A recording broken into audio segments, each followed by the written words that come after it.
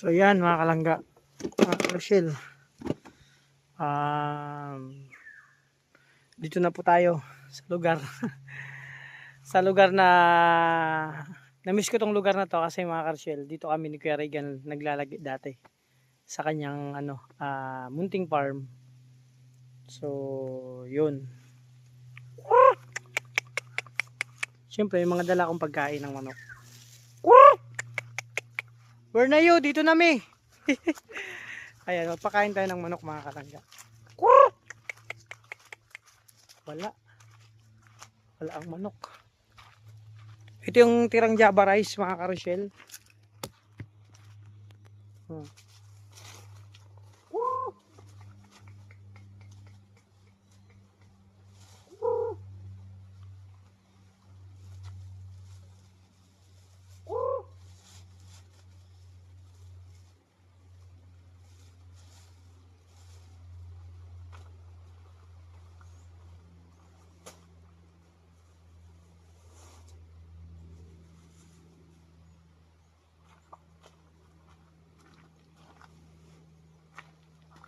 Ayun mga kalangga, doon ko yan nilagay kasi kakainin naman yan ng mga aso tsaka mga manok. Wala dito mga manok natin dito.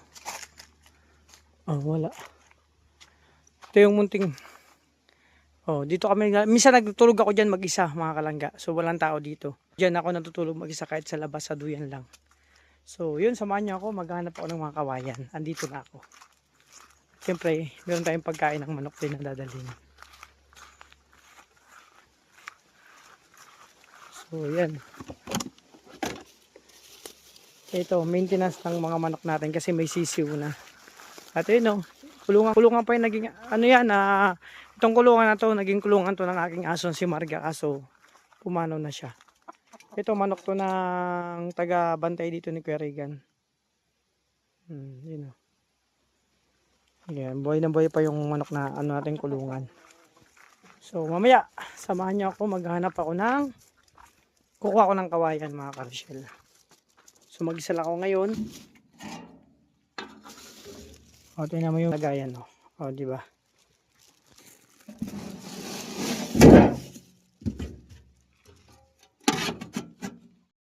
So yun mga kalangga. Tsaka maghanap tayo dito ng lubi-lubi o gulayin kung ano pa.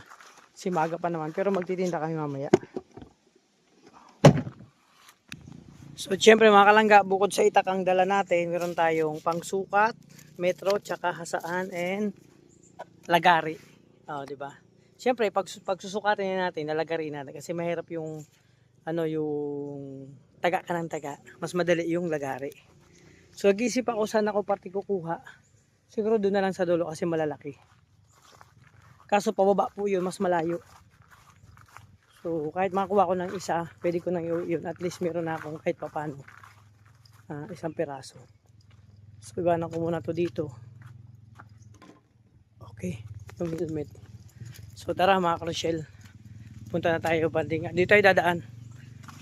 Nagpaalam naman ako dun sa tropa natin na sabi ko yung may-ari nitong kukunan ko, anytime daw pwede akong kumuha ng kawayan.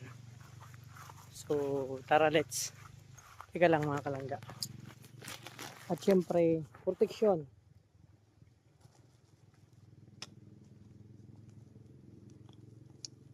Sobrang init kasi.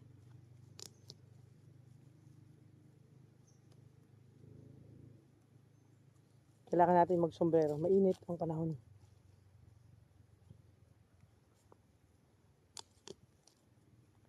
So mga kalangga, mag-isa lang ako dito. So kaya ko to. Ako pa.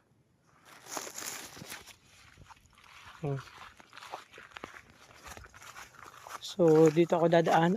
Yung daanan dito may na yan. May mga lubi-lubi. Kaso nga lang walang yung lubi-lubi. Walang tawag nito. Walang talbos. So dito ako dadaan mga kalangga. Ayan, mag-over na bakod tayo. Pera sabit. Ayan.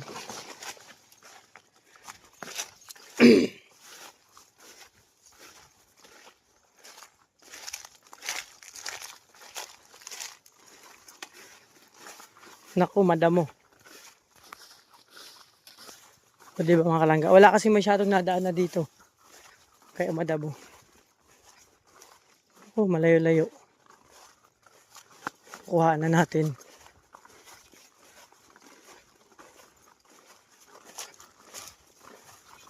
Dito po kami naghahanap ng minsan kumuha kami ng mga lubi-lubi dito. Ayun no, daming lubi-lubi kaso walang talbos. So kung mayroong kuha tayo kasi para may panggulay na tayo. Tanghaling tapat po, tabi-tabi po. Oh.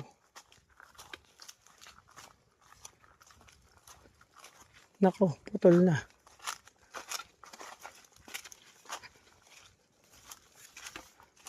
Sa bandaan, dito.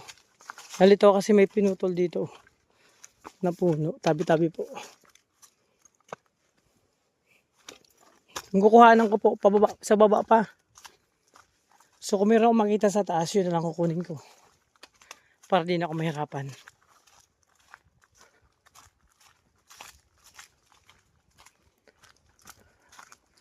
O pag gantong talaga mga kalangga, wala masyadong tao dito. Depende na pag nagkukupra, saka magkakaroon ng tao dito. Sa gantong lugar. Ayun. May mga lubi-lubi na puno, wala namang talbos.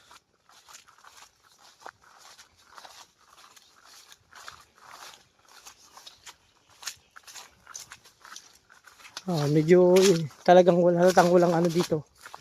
Walang na tawag nito. Laging dumadaan kasi madamo. Ito pwede na to oh. Pwede na siguro dito. Ay no, kaso maliit lang. Pag tayo po, pero ahas. Ay no, pwede na to.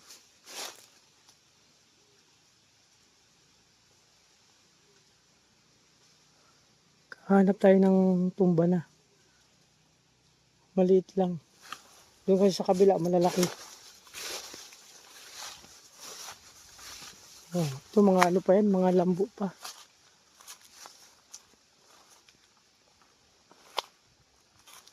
Isa.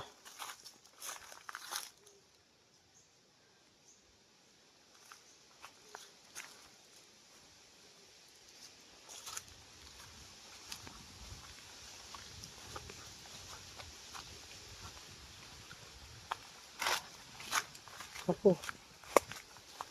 Doon tayo sa kasi mas malalaki doon.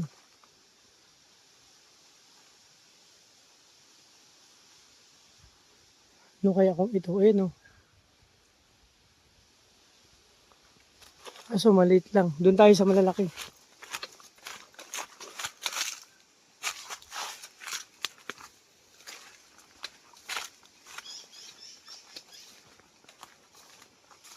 Medyo may kalayuan lang mga kalangga. Ayun, ang daming lubi-lubi oh. Ayun pa mga puno. Ito may konti lang. Ay, konti lang, isang subukan lang yan. So, dati dito ako nag-vlog din ako dito nung kumukuha ako ng kawayan. Nako, madamo. Oh, di ba? Hatang walang masyadong dumadaan na dito kasi madamo.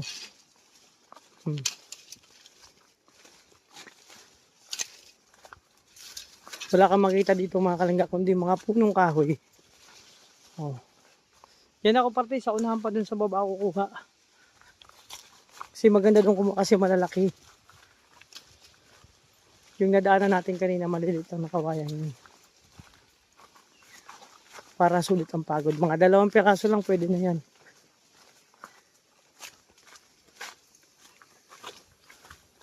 Naku yan ang nakakasabit. Pag sumabit ka yan. Sugat. Nakakasugat yan. Ayan.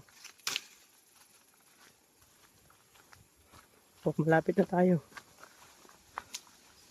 Tabi-tabi po. Kahingi lang po ng kawayan at magkikiraan. Magpaalam naman tayo sa puno mga kalangga. Ayun. Nakaranggahin kami ni Kumari dito, namasyal lang kami. Tingnan namin yung sitwasyon. May nakita ko doon lubi-lubi ang daki kaso malayo. Oh, ito na. Siyan, sa baba niyan mga kalangga. O dito tayo dadaan. Ano, tuloy pa ba natin to? Kasi kailangan natin maging matapang dito kasi mag-isa lang tayo. At syempre, tabi-tabi na lang. Kasi tanghaling tapat po mga kalangga. Ito na yung time ko para kumuha kasi ng kaninang umaga busy ako. Ang dami kong ginawa. Ayun mga kalangga. Oh. Oh. So doon, pababa tayo. Ako lang pala, pababa po ako. Gagari po ang dala ko ngayon. Tsaka itak.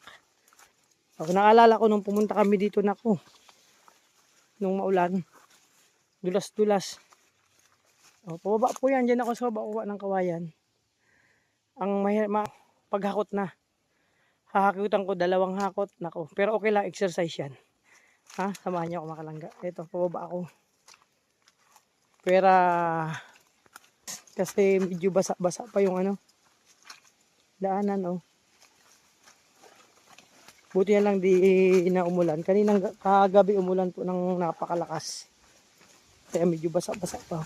Pero kaya naman na. Uy, aray ko po. Kailangan ng makalangga. Ito, buong loob mo. No? Tiwala lang sa sarili at sa taas. Ayun na, malalaki ang kawayan, patong. So, dito ako kuha. Kasi makalangga, kung ibabayad ko pa ito, magkano isa 350 ang malaki. Yung maliit-liit 300. Ako na lang kukuha. Kaya ko to. 2 balik, pwede na yan. Oh. Ayun, ang laki oh. Yan ang gusto ko, malalaki. Kasi sulit ang pagod. Isang puno lang yan, okay na yan. Oop. Ito yung mga kalangga. Pababa po to. Andun sa taas, galing ako dun. So, ayan. Tarik ang araw, kasi tanghaling tapat. Tabi-tabi po. Makikuha lang po ng kawayan. Hala, saan ako dadaan? Ayun, may malalaki doon. Ako, sa baba pala. Ang daan nito.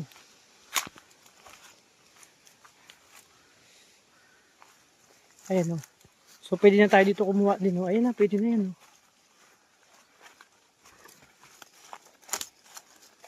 Oh.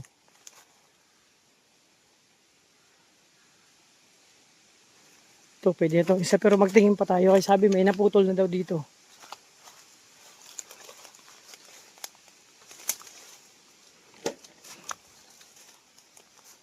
Oh, lalaki, di ba? Tingin pa tayo. Doon tayo dadaan. Ang problema lang nito mga kalangga, pag naputol na, paghila. Ang lalaki. Naku, paano ko makakadaan dun sa kabila? Ano pala yan? Oh. Itong mahirap dito. Kasi pag hindi ka naman sanay dito. Tabi-tabi po. Saan ako dadaan dun sa kabila? Masukal na pala dito. Walang naghahawan. Hindi pa nahawanan. Dati dito kami dumaan. Tabi-tabi po. Ay, malalim na pala. Oh, dito rin kami kumukuha. Ayun, may nakita kong tumba. Ayun o. Yun ang kukunin ko. Isa. Ang lalaki. Ayun, ang laki nun o. Bigat nun pag binuhat o. So, yung tumba na lang dati. Ayun mga kalangga. Diba? Ako lang mag-isa dito. So, tabi-tabi po. Baka ito yung siguro biniyan. Ayan, may tumba na. Pwede na to, maliit, sakto lang. Uy, aray! Aray! May butas. Pambira. Ayan ang lalim. Buti nakahawak. Aray ko po. Parang patibong. Pambira. Buti nakahawak ko sa kawayan. Ay, grabe. Ang bihira. Parang naano ako dun ah. Napatibong ako. Ayun mga kalangga.